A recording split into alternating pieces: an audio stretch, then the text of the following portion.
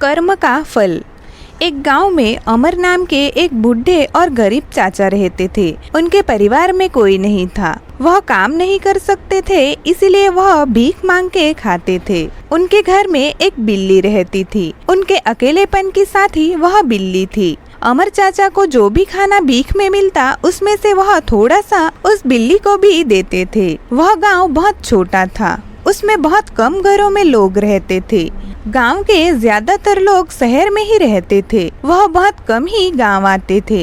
एक समय की बात है, त्योहार का समय था तो ज्यादातर गांव के लोग छुट्टियां मनाने बाहर गए थे। लेकिन एक कंजूस और निर्दयी महिला उसके घर पे ही थी।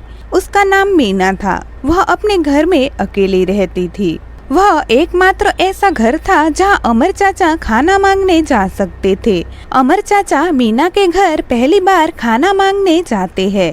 मीना ने उन्हें घर में बचा हुआ बासी खाना उनको दे दिया। अमर चाचा वह खाना लेके घर आ गए और थोड़ा सा खाना उस बिल्ली को भी दिया।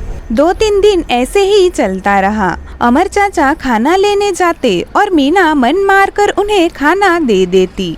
अमर चाचा के हर रोज खाना मांगने आने पर उसे बहुत गुस्सा आता, लेकिन वह कुछ बोल नहीं पाती थी। लेकिन मीना ने मन ही मन इस समस्या का हल सोच लिया था। अगले दिन मीना खाना बनाने के बाद अमर चाचा के लिए अलग से रख देती है। फिर मीना कुएं से पानी लेने चली जाती है, क्योंकि अमर चाचा के आने में अभी समय था। जब मीना पानी लेके वापस आती है तो देखती है कि उसका पति जमीन पर गिरा हुआ है। वह दौड़ते हुए अपने पति के पास जाती है और उसको उठाने लगती है, लेकिन वह नहीं उठते। मीना की नजर अचानक से सामने रखे कटोरे पे पड़ती है। वह खाली था। उसमें मीना ने अमर चाचा के लिए खाना रखा था।